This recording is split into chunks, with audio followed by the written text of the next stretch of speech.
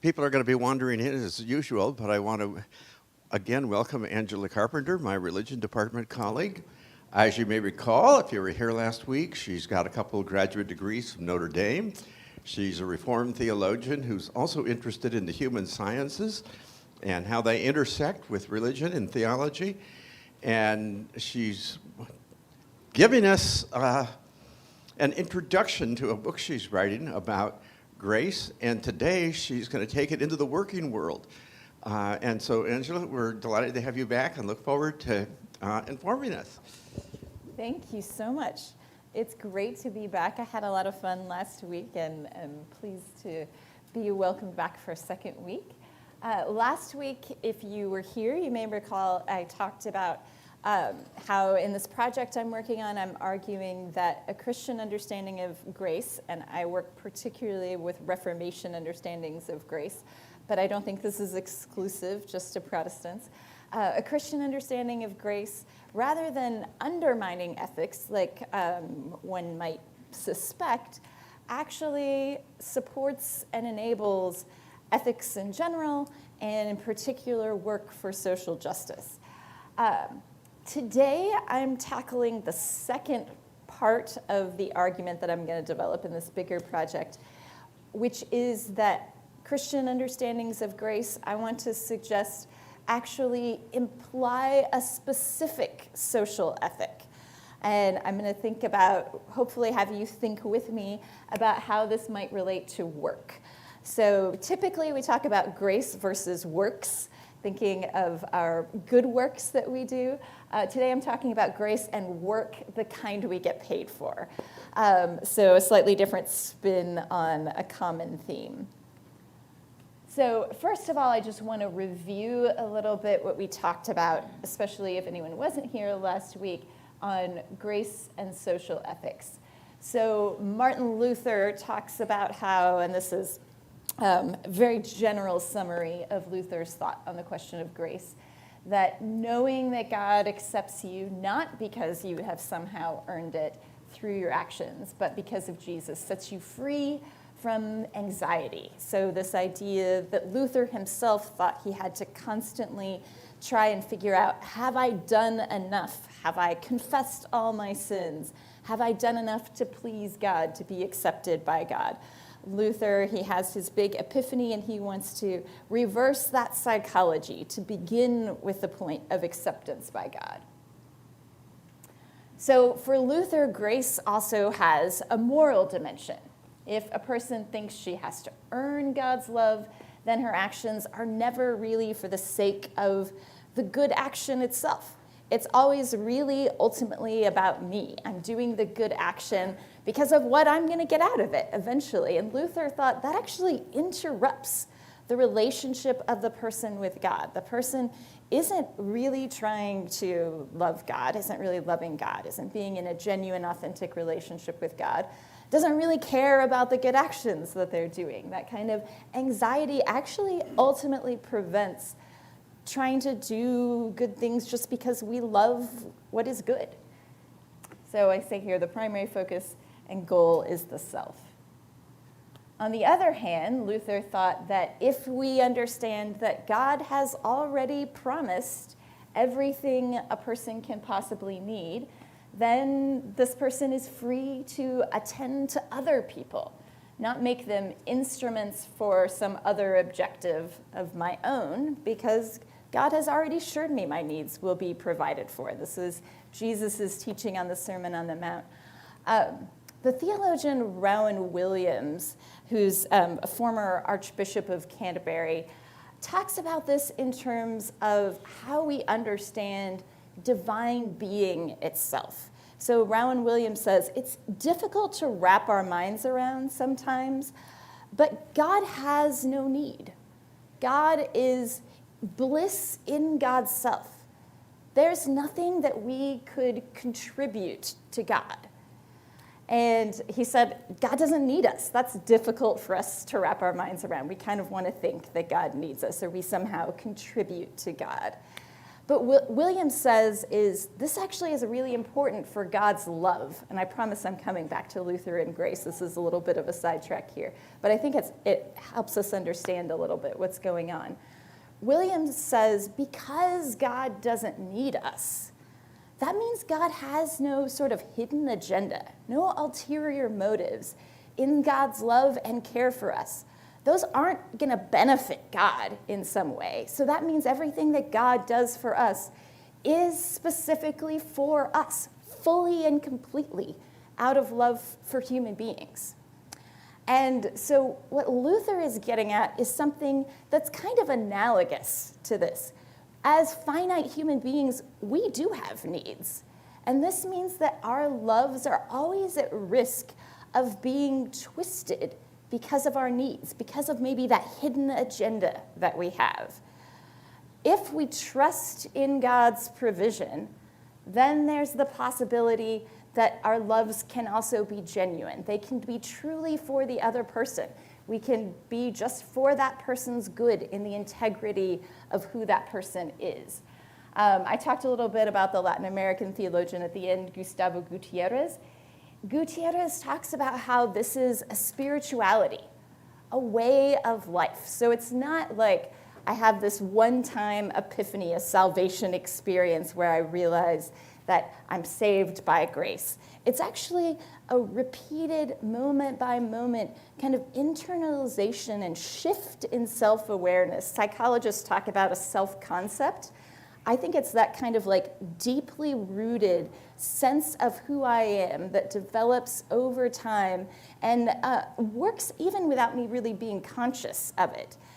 Through this spirituality of grace, coming back again and again to this awareness that at the foundation is God's absolute love for humanity that doesn't have any preconditions to it. Okay. So that is all by way of review. So for those of you who maybe weren't here last week, it might not make a whole lot of sense, but let me pause briefly. Any questions before I move on to the topic of work? Okay. I want to talk a little bit about how we think about work in contemporary culture. So here's a quote from Ivanka Trump. "I don't think most Americans, in their heart, want to be given something. I spent a lot of time traveling around this country over the last 4 years. People want to work for what they get." This was in the context of the Green New Deal. I don't know if you remember that sort of political movement of the left in about 2018, 2019.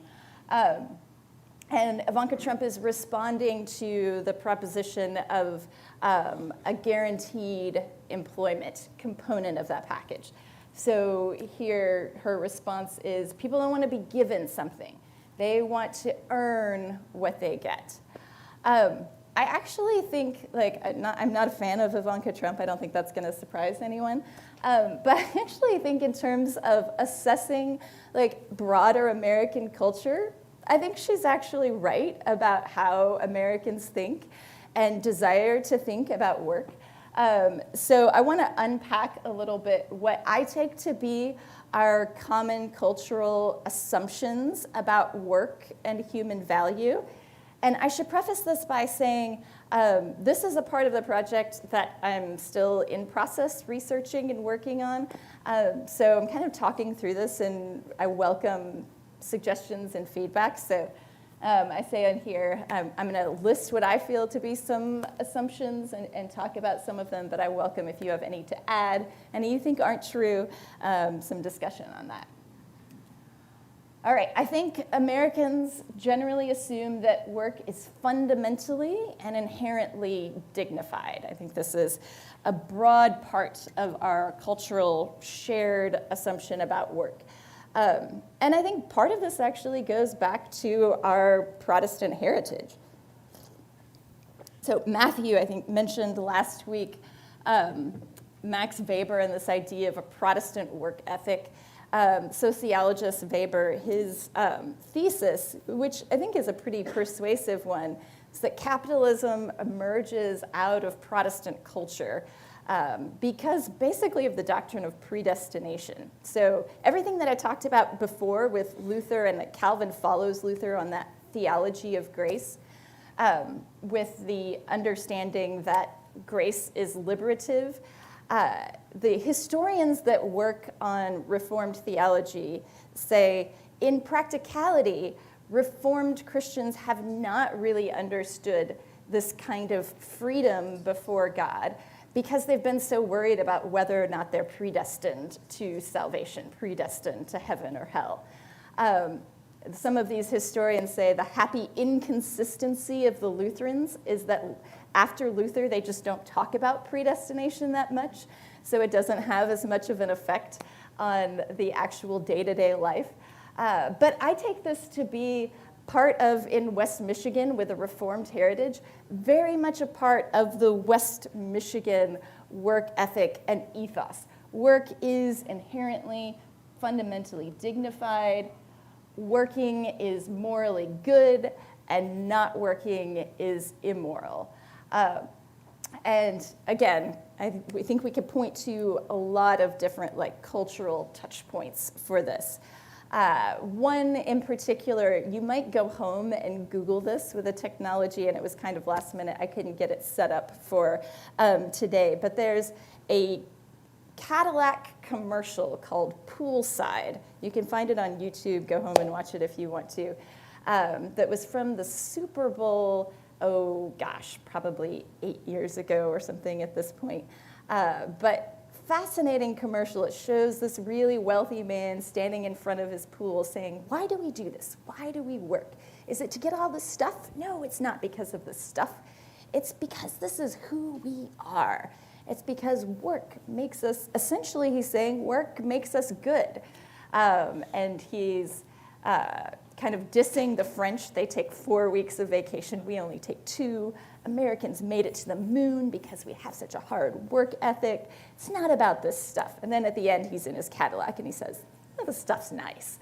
So it ends up being a commercial for stuff after all.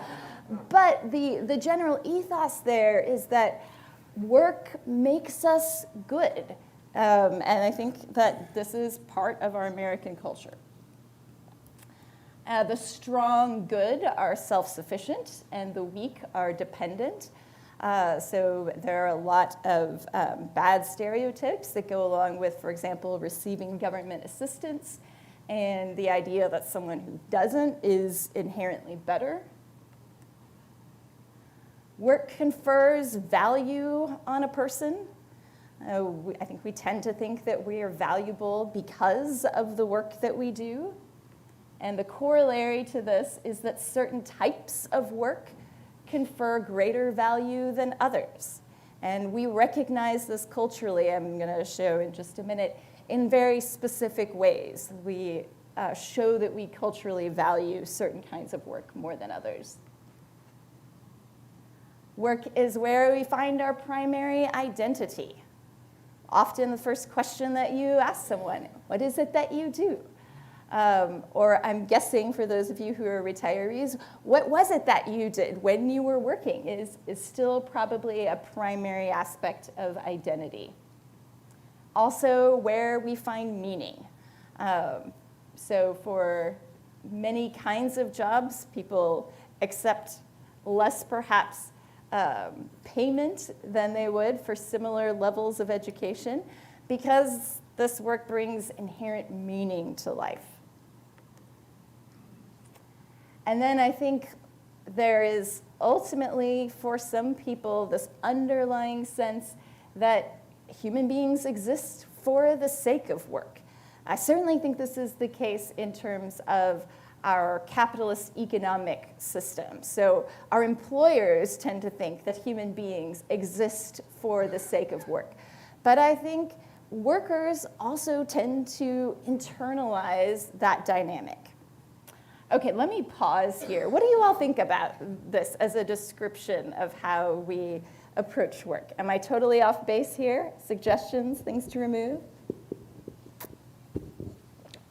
I'm David Alexander, and I am retired. I I resonate with a lot of this, but then I wonder about, we don't want to receive things we didn't work for, like inheritances or increases in our stock portfolio values, or the payments we get from having invested in bonds and stuff like that. That then becomes immoral, doesn't it? If work is the symbol of immorality, inheritance, increases in our stock portfolio values, and income from our bond investments are immoral. Thank you. So you're thinking this is an aspect where maybe we don't entirely embrace this because we don't think that those things are immoral. Yeah, it's interesting. So just this past weekend, Barack Obama gave a speech on the campaign trail. Some of you might have seen video clips of this, but he was talking about Social Security. And he said, to his audience, some of you are on Social Security, some of you, your parents are, your grandparents are. Why do people receive Social Security? And he says, because they worked for it, and they worked hard for it. He wants to dispel any notion that there's some sort of entitlement that might not be deserved. I think a lot of times with those sorts of inheritance and investments that you're talking about, it still is connected to work. So for example, several years ago, I was at a conference. The title of the talk Was Jesus a Socialist? The implicit answer of the speaker before it even started was obviously no. That it was that kind of conference. But someone asked him in the Q&A,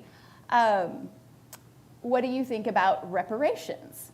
And he said, I think it's an assault on human dignity to get something that you didn't work for, which is really, really interesting to me because the implicit assumption that he was making is that all of these other people who were inheriting wealth over the years, that wasn't an assault on their dignity because someone else worked for that who was part of their family, who then gave it to them. It sort of fit under the umbrella of legitimate work.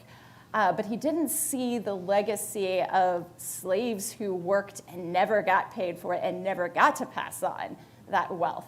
So I do think you're right in terms of if we're really being logical, we would say, yeah, these things don't fit our work ethic.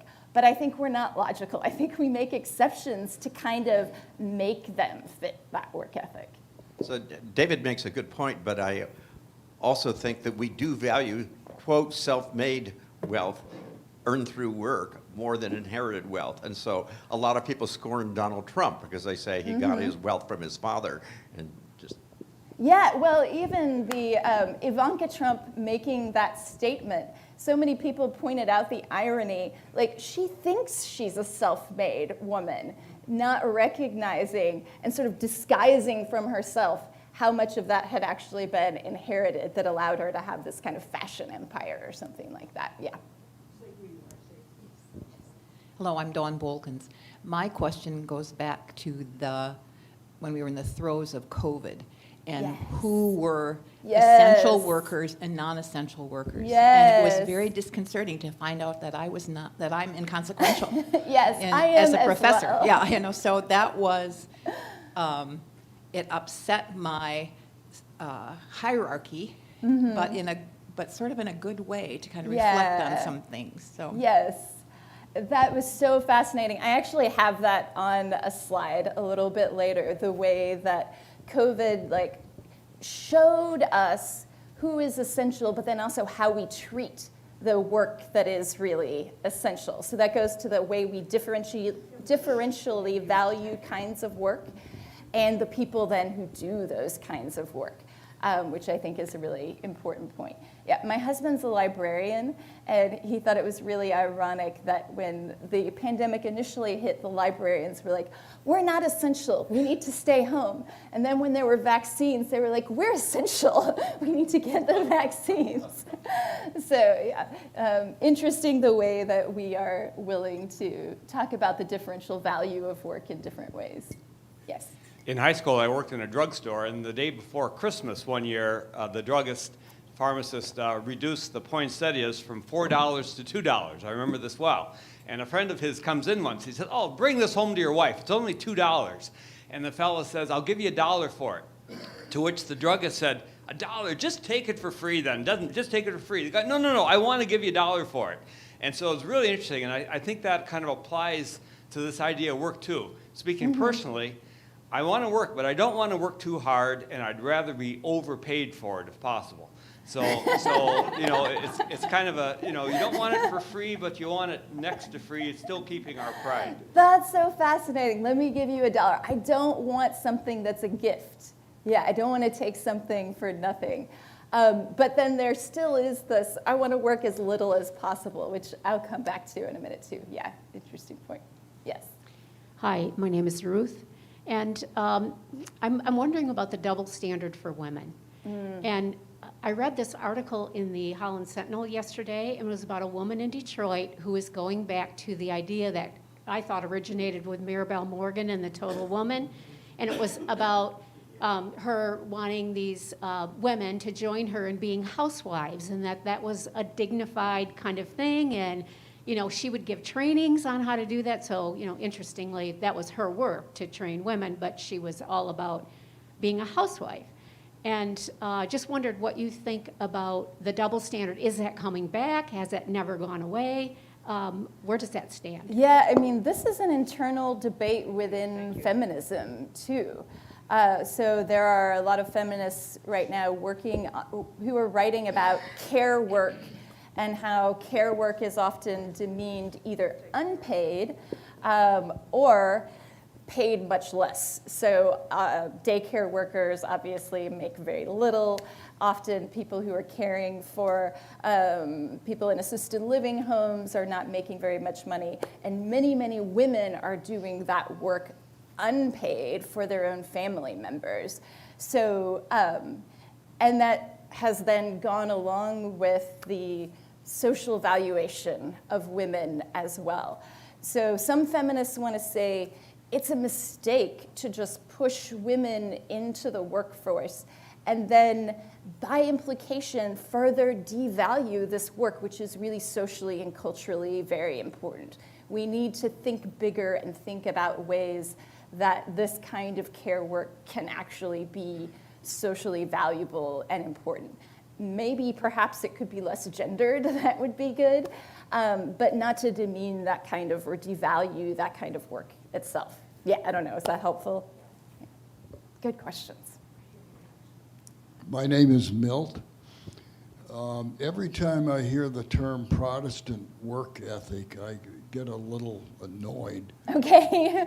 Because it implies that everyone else, whether you're a Catholic, Jew, Muslim, right. Heathen, whatever, you do not have a work ethic. I know a lot of lazy Protestants. Sure. Do you have a comment on that? Yeah. Do we have a corner on we Protestants that's on an excellent the work point. ethic? So most people using this, it goes back to Weber and his thesis about the beginning of capitalism.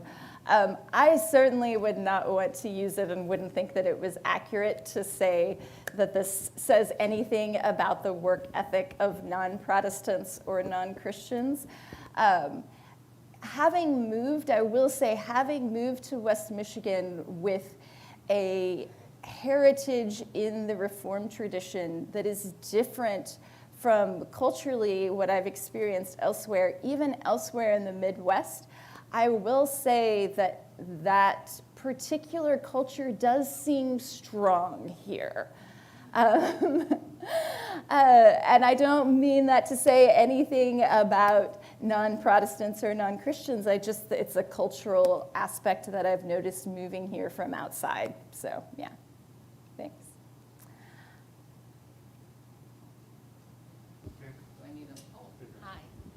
My name is Betsy, and I'm thinking about how we love to think of ourselves as bootstrappers. Yes. And at what age do you get boots to be able to pull yourself up is always my question, because some people are born with boots. and some people But are not. Our parents, and I mean, I wasn't born into a wealthy family, but I was the product, I call myself lottery sperm, which is probably inappropriate for this gathering, but still, I feel so lucky to where I landed, and I did nothing to deserve it. Yes. And I didn't pull my boots up till I was well in my 20s. Yeah. And I had a lot of help along the way. Yeah, I think what this obscures is how social we are and how much we really rely, how interdependent we are as a species, as the creatures that we are, how much we genuinely need and rely on other people. I think our work ethic, our approach to work really obscures that. So yeah, that's a really good point that is actually going to come out. So this has been a fantastic discussion. I've really, really appreciated all of your thoughts. Let me move on to what I'm talking about in terms of the dark side of this way of looking, which is actually hitting on many of the points that a lot of you have already mentioned. So first of all, we say work just inherently is dignified and morally good. I think there's a dark side to this claim. And by the way, I don't mean to dismiss the claim altogether. I'm going to come back to that at the end. I think there is a possibility for dignity, and I certainly don't want to advocate an absolute kind of laziness. So that's just a bit of a disclaimer. But I think that there's a dark side to this ethic that we have. The first is that, okay, if work is dignified and morally good, then more work is good. Maximize our work. And I think this happens across the employment spectrum, no matter where a person is looking. So some examples here. Are you all familiar with just-in-time scheduling? Yeah, so this kind of let's maximize our workers and their productivity by using computer software to get workers just at the right time. And it doesn't matter if you just finished a shift late the night before and you get called back the next morning. So it maximizes worker productivity and the convenience in which time people should work. But the scheduling for the worker, as I'll talk more about in a little bit, is really dehumanizing. It doesn't treat the worker as a human being. To pick on Amazon, a lot of warehouses are like this, but Amazon is the one that has received the most press and notoriety for this. The way technology is used to maximize productivity and work in these warehouses. There was a book by a journalist a couple of years ago, On the Clock. Did anybody happen to come across this? A journalist went, actually it was kind of a repeat of Barbara Ehrenreich's Nickel and Dime. Some of you are probably familiar with that. I'm actually going to quote from that book in just a little bit. But she went and worked in several low-paid jobs, fast food, a call center, and an Amazon warehouse, and talked about what these look like from the inside. And it was just fascinating. All of them were really fascinating, but the Amazon one really stuck out to me in particular. So the workers wear these devices that track their movements and their productivity. And so, every single thing is calculated. If they're not moving fast enough, their device is going to tell them, you need to move faster, you need to work harder. So much so that Amazon had to put pain medicine dispensers, like vending machines in their warehouse so their workers could go get some Tylenol or some Advil in the middle of their shift because they're working so hard and it's causing them so much pain. Just an example of the way I think this sort of maximization of work is somewhat enabled by this idea that we have that work is good. And then we see this in high-powered finance, where people compete to talk about how many hours a week they work, how hard their work is, who has it worse, who slept less the week before. And this is a way in which people are complicit in their own exploitation. So the way that a kind of work ethic that we impose on ourselves actually benefits employers, benefits the people who are making money off of this, and the workers themselves putting this self-pressure on.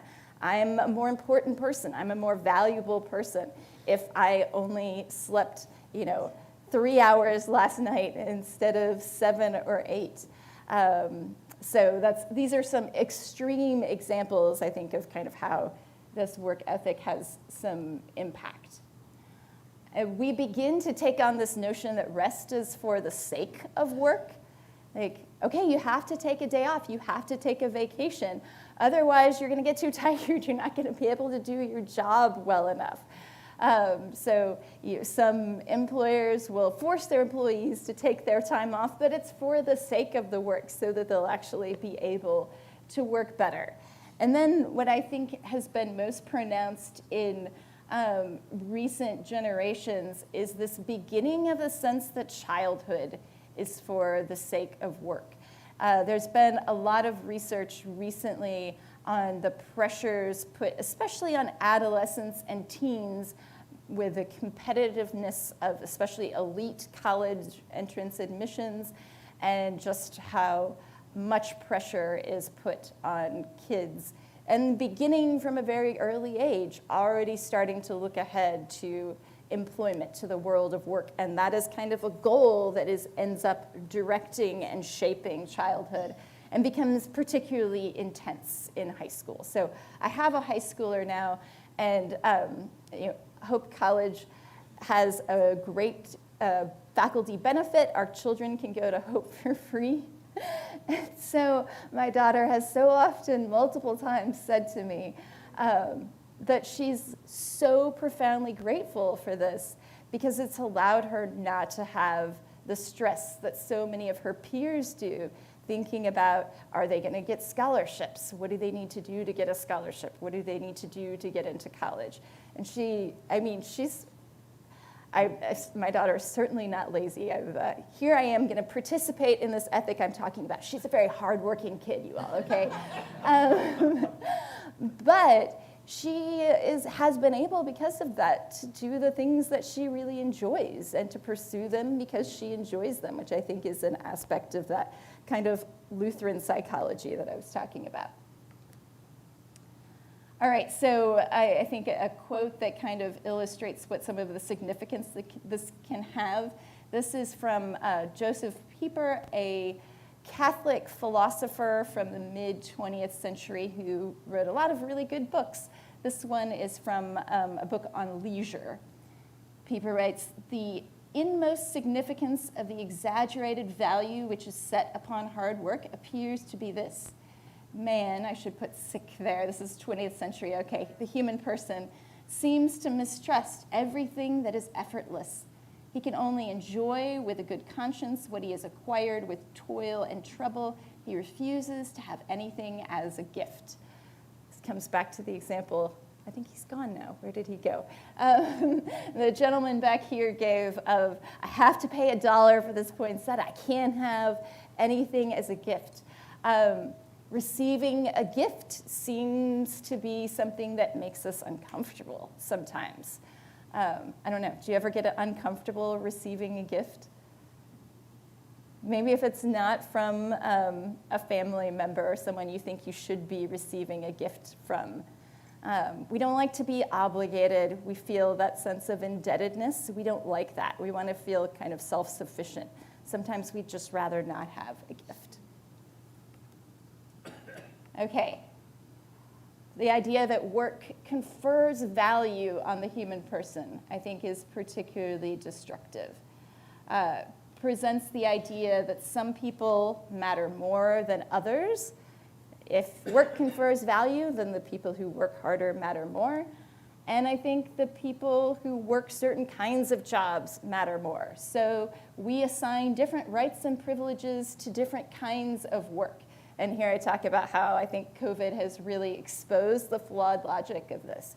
So some jobs receive, of course, as you all, I'm sure, very well know, incredibly low pay, inconsistent schedules, little or no sick or vacation time, no health insurance, et cetera, et cetera. And this, I think, is very suggestive of how we value these kinds of work, and something that was exposed when so many of the people delivering our Amazon packages were essential workers at the beginning of the pandemic, yet not receiving really enough to live off of for a family on those kinds of salaries. And then work is where we find identity, meaning, and purpose. I think all along, but especially here, we become aware that these are fundamentally theological claims, because it's suggesting something specific about what is and is not ultimate meaning and purpose for human beings. A theological approach that I'll get to in a minute wants to make a different claim about where human meaning and purpose ultimately are to be found. And I want to say, if we start from that perspective, then we can think about how the meaning and purpose of work fits within that. But so often, I think work just is the ultimate meaning and purpose. And then I think this can lead to questions with burnout, mental health. This is some of the research that I'm doing now, looking at burnout again, across the working spectrum, but particularly in academia, which of course is where I'm located, so becomes more of a personal interest for me. And so what I want to ask is it possible to find identity, meaning, and purpose in work, and also in Christ, to sort of reverse what is going on here and have a different ordering of values that will allow us to get a healthier approach to work without the dark side that I've been talking about? Okay, I'm going to pause here. Questions about the sort of dark side of work?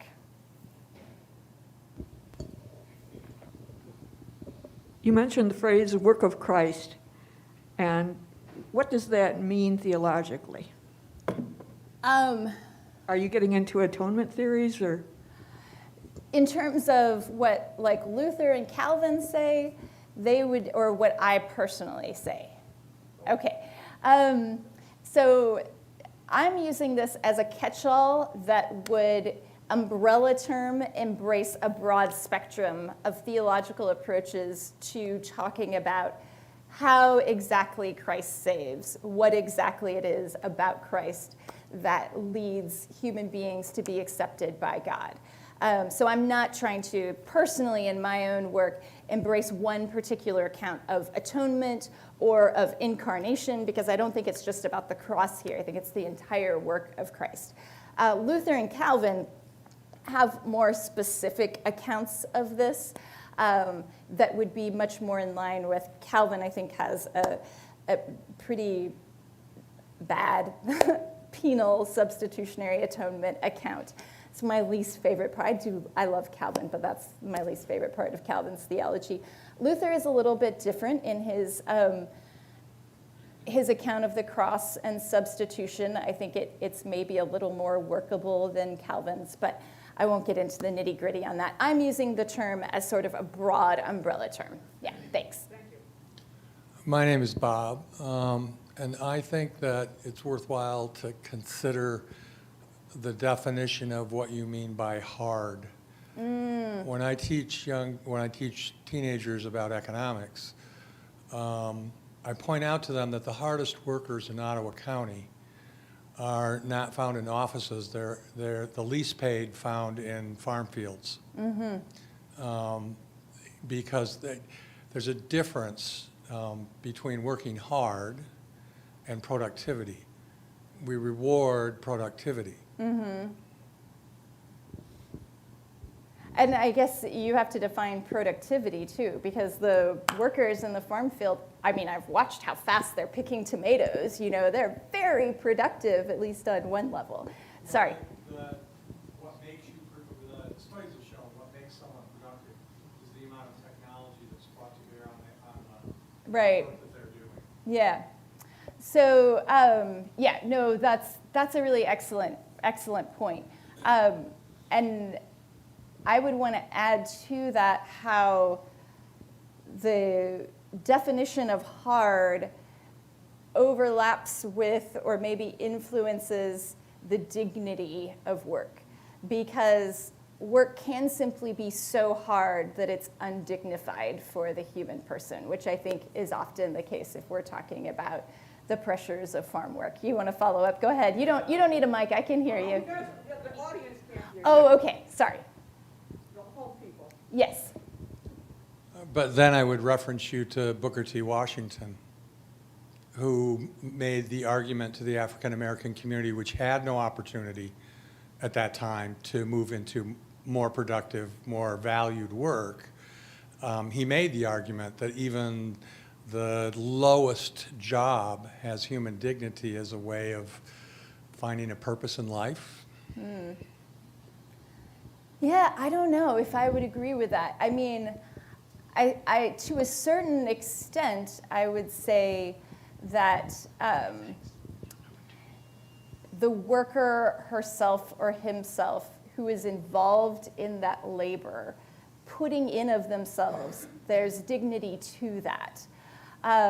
But the work itself, seen as a whole, I think can be labeled as undignified if it's exploitative or oppressive. So I want to really carefully nuance that in the sense that, yeah, anyone who's sort of like giving of themselves, and I have a quote from Barbara Ehrenreich here in just a second that I think is going to get to this point that you're talking about. Anybody who's sort of giving of themselves in labor, yeah, there's some human dignity to that. But I wouldn't want to say that work as a whole is then dignified. Yeah. I'm Dawn. Work is where we find identity, meaning, and purpose. But it seems like most of this conversation comes from the perspective of a Western individualism. Mm-hmm. Oh yeah, Have you done absolutely. some work? I'm just talking okay. about the American because, context okay, here. because Yeah. folks that I have known who come from a culture where you find meaning in your group I think would have a very different approach to what work is and what its value is. Absolutely. It calls for a separate analysis.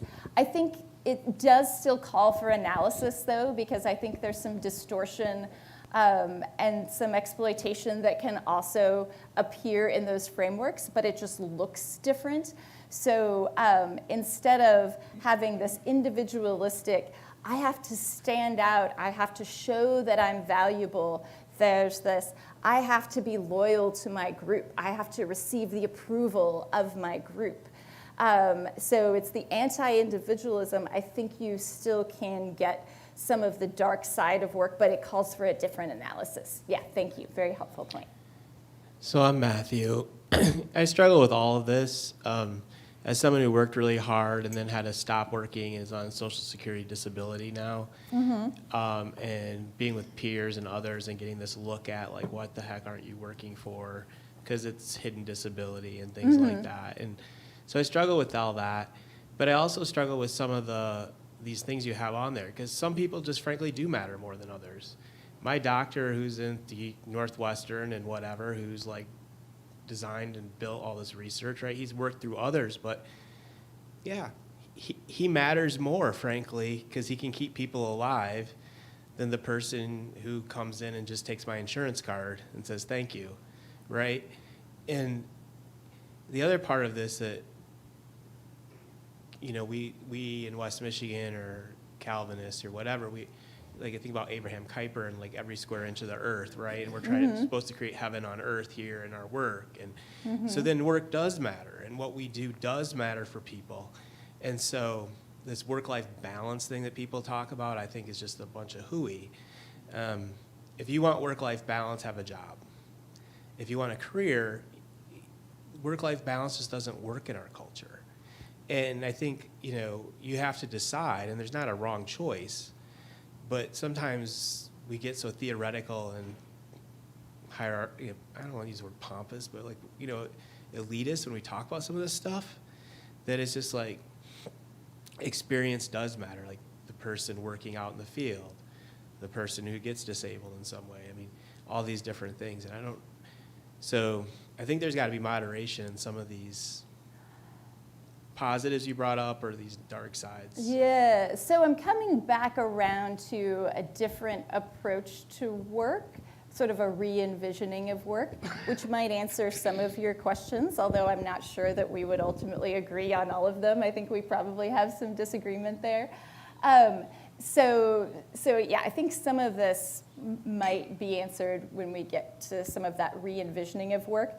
And I come back at the very end, if we end up having time, maybe we won't, to this question of excellence. Doesn't excellence matter? Haven't human beings been able to achieve amazing things because they devote themselves fully to something? And I think that absolutely does matter. And so I do want to talk about that, but I want to talk about it in a slightly different way. I would want to push back on the question of a human being's value and mattering. I think you could say, in terms of what a person is actually contributing to the human group, that their contributions make them a more crucial person in terms of the group's endeavors and sustainability. Theologically, I would want to push back on the question of absolute human value, though. And I think that's important because I think we actually take it to be absolute human value. I think, and this gets to this next quotation by Barbara Ehrenreich. I think that we actually devalue human beings because we see their work as less important. So Barbara Ehrenreich in the now classic, and by the way, she just recently passed away like a month ago or something, just an amazing journalist and author, who wrote a fascinating book on religion as well. I don't know if anyone's come across that. She was an agnostic, and it was until she died, but had a really interesting mystical experience in her young adulthood that she wrote about. Anyway, in Nickel and Dime, she writes, when someone works for less pay than she can live on, when, for example, she goes hungry so that you can eat more cheaply and conveniently, then she's made a great sacrifice for you. She's made a gift of some part of her abilities, her health, and her life. The working poor, as they are approvingly termed, are in fact the major philanthropists of our society. They neglect their own children so the children of others will be cared for. They live in substandard housing so that other homes will be shiny and perfect. They endure privation so that inflation will be low and stock prices high. To be a member of the working poor is to be an anonymous donor, a nameless benefactor to everyone else. What I really appreciate about this quotation is how Ehrenreich draws out this notion of gift. Here she's pointing out how it's being used exploitatively. The working poor are sort of obligated givers to the rest of society. But I want to, so I think this highlights some of the dark aspects of work that I've been talking about. But I want to pick up on this notion of gift and be able to say, can we think in a more positive way about being gifts to one another in terms of our work and in terms of our working life? So this comes to the claims of grace and then how these claims might go to a re-envisioning of work. In the interest of time, I know we only have like 8 minutes or so, is that right? I'm going to try and move through these relatively quickly and then have like a little bit of time to discuss them at the end. So the claims of grace: human value is not earned but given by God. All our working is the result of prior gifts and cannot be the source of differential value. So yes, people do have different gifts and abilities. Some of these we might even legitimately end up rewarding more in our economy, and I think that there's a way to do that that is not oppressive and exploitative, and I wouldn't rule that out. But we should always remember that these abilities are prior gifts. We don't create ourselves. Everything that we are, we've received. We've received from God. We've also received from our upbringing, from our families. Who we are is a gift that we've received, including our gifts and abilities. And we're gifts to one another. So I don't have time to get into this now, but part of this project is the science component, where I'm looking at evolutionary anthropology and social psychology and talking about human interdependence, our need for one another, and the way that self-sufficiency, while it has its place, doesn't really capture a really robust, nuanced sense of who we are as human beings, and often overlooks our need and our interdependence. The claim, instead of human life being for work and getting meaning and purpose solely from work, theologically, I would want to say the gift of grace is fellowship with God and neighbor. So the human purpose, the end of human life, the goal of human life is fellowship with God and neighbor. And rest is therefore, this might be controversial, more fundamental to work than work to human meaning and purpose.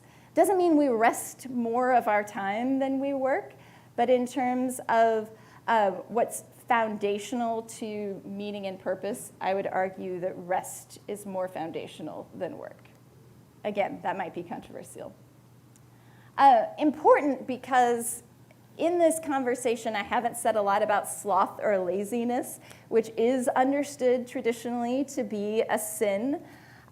In the way that this has been developed in the theological tradition, sloth is not a sin against work or industriousness. It's a sin against the virtue of charity. So you could actually conceive of someone being, in one sense, very hardworking, but still theologically being slothful. If all of that industriousness and work and productivity is really just for themselves, and in the process there's neglect of the neighbor, neglect of love, then you really don't have someone who has the virtue of hard work and is avoiding the sin of sloth. So important clarification, even though I do think there is still a place to talk about laziness and what to do about laziness. Okay, so what does this mean for re-envisioning work? Very quickly so we can have some conversation. First, I would say absolute claims of work on the person are idolatrous. So if we want to say that the ultimate aim of human life is fellowship with God and neighbor, that means that any claim of work of an employer to have an absolute claim on a human person is an idolatry. Now, traditionally in the Christian tradition thinking about work, there have been a lot of emphasis on blue laws, so not working on Sunday, and I'm told until recently in West Michigan, a lot of these remained on the books. A lot of businesses were closed on Sunday until just really recently. Is this the case? Yes. But I would want to say it's not only about allowing the person rest to go to church on Sunday, to have a day of rest. So it's not the case that we have to say there has to be space for God and neighbor. So employer could claim Monday through Friday as long as there's a weekend, as long as there's Sunday. I want to say even within that time that a person is working, that person is still a creature whose ultimate goal, whose ultimate meaning and purpose in life is fellowship with God and neighbor. And so the structure of the working world has to be a structure that recognizes this deeper meaning of the human person. So this is where things like just-in-time scheduling are really a violation of a person's humanity if they're not going to allow that person to have a consistent life with their family and children. If on the spur of the moment I'm going to have to go into my shift at Starbucks and, oh, who's going to take care of my child when I didn't know this was going to happen, is a very practical way of saying that often our employers don't recognize who we really are as human beings, being for something that's higher than work. So work is for the sake of human life and community. Work is dignified insofar then as it allows a person to contribute their gifts and thus share in God's giving to and care for creation. So I certainly don't want to demean work as a whole or say that there can't be meaning found in a person's professional life, but it should be oriented to not establishing my value in front of society, but contributing to the health and the functioning of the community, contributing the gifts that I've been giving for the flourishing of the creation. Work is also dignified insofar as it respects and is oriented towards the fundamental human purpose of fellowship with God and neighbor. Different treatment of workers can be justified, I think, but only within the bounds of these broader criteria. So I wouldn't want to advocate for something like a set income regardless of what kind of job a person is working. I think the re-envisioning of work that I'm considering here is something that could fit within a capitalist market economy, but one that recognizes restrictions on how those markets work. Okay, what about excellence and achievement? Let me pause here because we only have 2 minutes, so we might not get to talk about this. Questions, thoughts, comments, objections? Or do you want me to talk about excellence? Okay, I'll go ahead and talk about excellence and achievement. Okay, 2 points. First of all, it may seem counterintuitive, but I want to argue that too great a reliance on external incentives can actually undermine excellence. I want to put this in the context of a concrete example, so I'm going to talk about academics, which is what I know best. There's a lot of external pressure in academics and in academic research. First of all, researchers put a lot of this pressure on themselves. I want to do something splashy. I want to do something that's going to gain a lot of notoriety, that's new, that's groundbreaking, establish myself in my field. But there's also institutional pressures. I need to get tenure if I'm going to continue to have a job, which means I need to publish some things. And the publishing, this is discipline specific, but publishing within different disciplines has its own sets of criteria that pressure researchers in one way or another. All of this, again, can motivate research, but if it's given too great a weight, can also undermine the excellence of research. So, for example, right now, there's a crisis in a number of different fields about the quality of research because people have been seen to have been motivated by factors that don't necessarily push towards excellence. So if I am only in my research motivated in producing some sort of splashy result, something that's going to get a lot of attention, that might actually distort my research, push me in a different direction, affect the quality of my research. Or if I have to publish something to get hired, even if I'm not really sure this is publishable or not, I might produce something that really isn't as of good quality as it could be if I didn't have that kind of pressure. So there's this idea that our excellence can actually be undermined if external incentive is too great. I think that applies outside of academia as well. Our real goal, for example, as a researcher, needs to be pursuit of the truth. But all of these other incentives actually can push me away from the truth, away from excellence. Another example is kind of like maybe a more mundane one, but your child or grandchild brings you a picture and you're like, no matter what, oh, that's lovely, I love this picture. That kind of incentive doesn't necessarily produce excellence in artwork. That kind of excellence, I want to do good just so I can get affirmation from someone outside of me. So last point here, ideally I would say our excellences should be driven by the value of the end being sought. In practice, many motives are involved, but we should carefully consider how much weight we give them in constructing the world of work. So I think we really need to think about what external incentives are in place and what they're actually motivating, and do they allow space for valuing the end of my work, the work that I do, just for its own inherent value. Or am I pushed too much in different directions because of these external incentives? That probably was not very clear because I'm going through this really fast, but at any rate, got through it all. That's wonderful. I want to just close with 4 things. First, you're very stimulating. 2 weeks have brought this to mind today. Just a quote from C.S. Lewis. It's pertinent to our conversation, to the point that Bob raised initially and some others have too. He said, there are 2 sorts of jobs. Of one sort, a man can truly say, I'm doing work which is worth doing. It would still be worth doing if nobody paid for it, but as I have no private means and need to be fed and housed and clothed, I must be paid while I do it.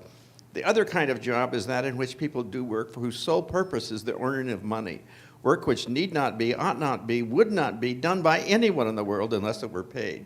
Now, he does include agricultural workers in the former category as worth that is inherently worth doing, and you would, you might do for a meaningful purpose, even if you receive no pay, but you need pay because you need to live. I noticed he includes prostitution, but also making things for which people have no need, as in the second category of jobs. So that was just a kind of an interesting. I think we have a lot of those jobs. Essay on work by C.S. Lewis. The second thing is just to say, how cool is it, and I'd like to think the Education Committee was thinking this, to have a Reformed theologian on Reformation Sunday, which is what we're going to step into with worship. Next Sunday, you get an extra hour of sleep before coming here for our adult ed session on the future of Hope Church and its pastoral transitions. And the 4th point is today's Pizza Sunday. So if you all could join with Bruce and whip this place together in about 8 minutes, that would be fantastic. Let's thank Angela Carpenter for being such a great guest. Thank you so much for having me.